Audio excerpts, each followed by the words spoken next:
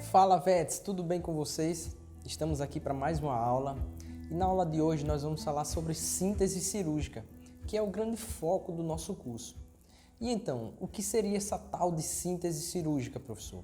Se a gente for pegar, pessoal, o conceito da palavra, a síntese nada mais é que um método, processo ou operação que consiste em reunir elementos diferentes, trazendo então para a realidade cirúrgica na medicina veterinária, ou podemos dizer, na medicina como um todo, a síntese cirúrgica consiste de um conjunto de manobras que é realizada pelo cirurgião de forma manual ou com auxílio de instrumentos cirúrgicos, com o objetivo principal de aproximação das bordas teciduais, essas bordas que foram anteriormente seccionadas, ok?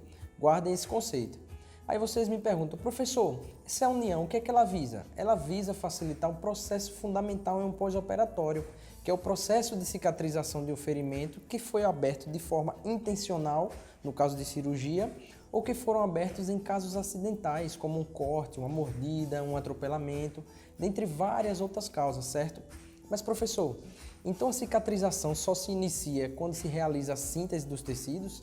Não, pessoal. O processo de cicatrização, ele se inicia imediatamente após a ocorrência de uma determinada lesão no tecido.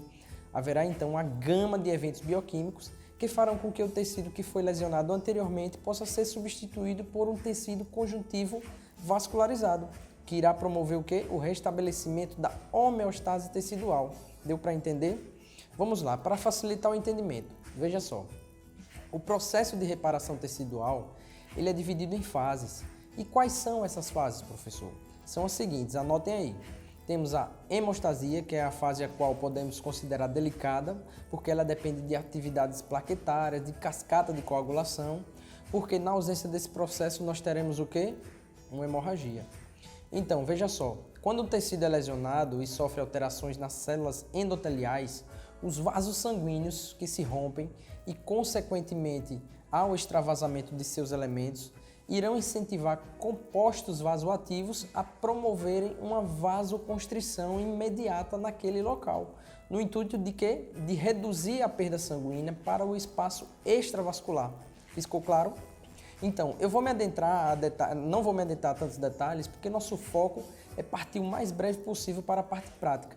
Mas vou deixar o material logo aqui abaixo dessa aula, que eu peço que vocês leiam com atenção. Ele trata com detalhes de cada uma dessas fases, ok? Continuando, temos a fase inflamatória. Essa fase, pessoal, resumidamente falando, se caracteriza basicamente pela presença de células inflamatórias no tecido cicatricial, como leucócitos, macrófagos, linfócitos. A próxima fase é a fase de formação do tecido de granulação, com deposição de matriz extracelular, seja colágeno, elastina e fibras reticulares. E a última fase, que é a fase de remodelação. Dicas importantes, entendam que, para a obtenção de uma síntese cirúrgica de qualidade, deve-se seguir algumas normas. E que normas seriam essas? Uma asepsia de qualidade para evitar possíveis infecções cirúrgicas, porque, meus amigos, uma infecção pós-cirúrgica é dor de cabeça, acreditem. Pode ocorrer deiscência, e o que seria deiscência? É uma das situações mais comuns em uma complicação pós-cirúrgica, que consiste na abertura do ferimento depois que ele já foi suturado.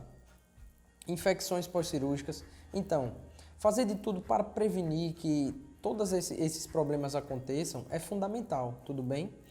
Com relação à hemostasia do ferimento, deverá ser feita de forma perfeita. Por quê, pessoal? Porque o sangue ele é meio de cultura. E meio de cultura é porta aberta para os aproveitadores. E nesse caso são quem? Os micro-organismos indesejados. E nós não queremos de maneira alguma que isso ocorra. Aqui é hora do cirurgião realizar manobras manuais e instrumentais na intenção de evitar e prevenir ou conter essa hemorragia. Se por acaso você estiver realizando uma sutura e notar que um pequeno vaso esteja sangrando, recomendo realizar a devida hemostasia antes de dar continuidade. A hemostasia ela tem por finalidade limpeza da área operatória, pois o sangue dificulta a visualização no momento da cirurgia, evitar hipóxia tecidual. Professor, podemos classificar essas hemorragias de alguma maneira? Sim, claro, pessoal. A gente pode classificar as hemorragias em externa, a qual o sangue flui do exterior, interna, o sangue ele tende a se acumular no interstício dos tecidos, equimoses. Para quem ainda não conhece o termo, é um extravasamento de fluido, ou seja, é um sangramento no tecido subcutâneo. ou cavidades neoformadas, como chamamos os famosos hematomas. E com relação aos tipos de hemorragia, professor, quais nós temos? A preventiva, que pode ser por torniquete, temporária, que pode ser por compressão digital ou com pinças hemostáticas, e temos a definitiva, que é através de ligadura ou transfixação com fios de sutura. Outra coisa importante, pessoal, no momento da síntese devemos abolir o espaço morto. Professor, mas que cargas d'água é espaço morto? É um tipo de cemitério, espaço para morte, o que é? Gente, espaço morto é uma região sem tecido, após o fechamento da ferida, tá ok? O que isso pode trazer de prejuízo, já que a ferida já está fechada mesmo? Os famosos seromas, pessoal. Seromas são aqueles benditos exudados inflamatórios, acúmulo de líquido embaixo da pele, isso incomoda bastante. Então, professor, o que devemos fazer? Devemos justapor os tecidos, deixá-los próximos, plano por plano. A melhor forma de eliminar esse espaço é dessa maneira. Estão percebendo, pessoal, que não é simplesmente ir lá e fechar o ferimento, como muitos pensam. Várias coisas estão em questão. E outra questão importante são os corpos estranhos no ferimento. Gente, tenham sempre atenção. Pedaços de fio de sutura cortado, fiapos de gás, pelos, tudo isso se caracteriza como corpo estranho e estes poderão desencadear uma reação inflamatória ou até uma infecção do tecido. Já pensou? Então, muito cuidado. Utilizem sempre fios de suturas adequados com as técnicas apropriadas que iremos aprender, porque cada tipo de tecido tem suas características, particularidades que influenciarão na escolha do melhor padrão de sutura. Deixa eu abrir um parêntese aqui. Suture sempre de forma individual cada tecido, pessoal, para que cada um deles cicatrize de maneira adequada. Manipule-os de forma calma, delicada, evitando traumas, principalmente isquemia, que é a ausência de suprimento sanguíneo. Se você prolonga uma compressão do tecido por muito tempo, essa isquemia irá se prolongar e poderá provocar morte tecidual. Então, pessoal, muito cuidado.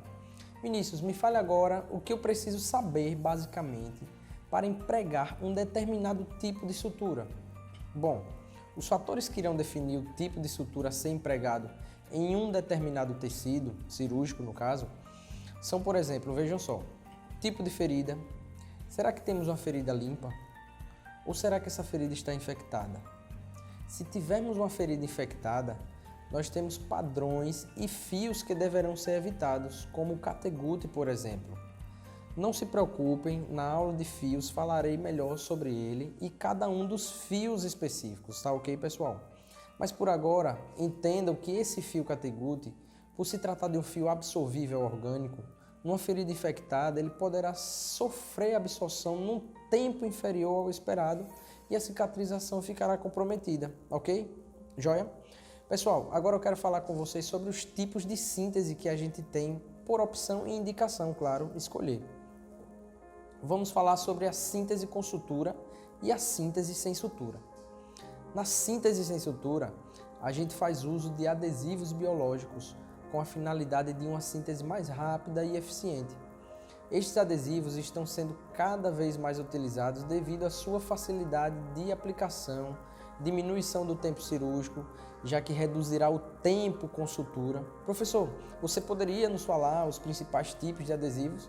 Sim, apesar de não serem totalmente indicados a substituir os fios de sutura, nós temos disponíveis o que são constituídos por fibrina, cianoacrilato, como o N-butil cianoacrilato, por exemplo, possui boa biocompatibilidade e tem sido utilizado como adesivo de pele e mucosa em uma variedade de procedimentos. É um material que possui um grande potencial adesivo, é biodegradável e bacteriostático. Promove a hemostasia e, além disso, fornece o que mais buscamos, que é a posição dos tecidos que foram lesionados. Nós temos a gelatina, resorcina, formaldeído e o colágeno, ok? Já na síntese com sutura, como já foi dito anteriormente e agora a gente reforça, consiste de uma das etapas mais importantes no processo cirúrgico, que tem como principal objetivo manter os tecidos bem coaptados, unidos. Isso favorece ao processo de recuperação do tecido incisado de forma mais ágil. Friso aqui novamente, pessoal. Escolher o material adequado que estabeleça perfeita união será importante para o sucesso do pós-operatório. E o que é sutura, professor? Bom, nós conceituamos a síntese, correto? E a sutura, ela vem complementar seu conceito de que ela é a união ou aproximação de estruturas através de um ou mais pontos cirúrgicos, com a função de desempenhar um papel muito importante no reparo das feridas.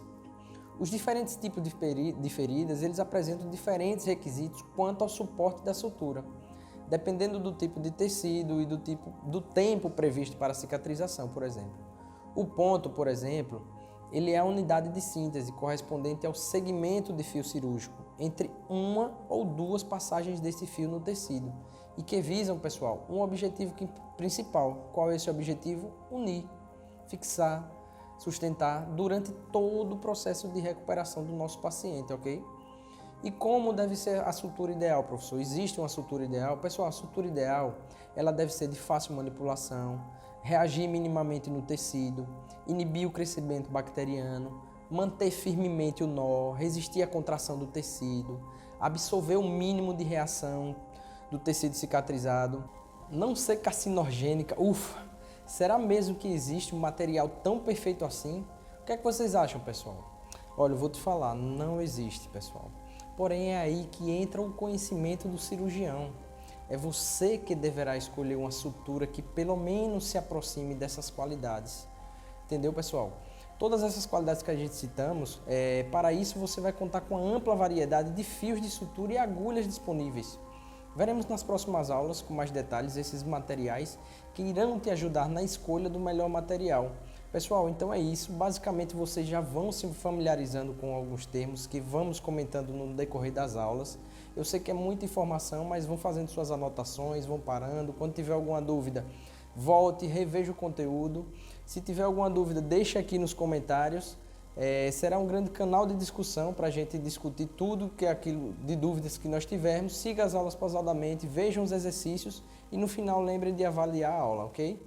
Um abraço, até a próxima aula.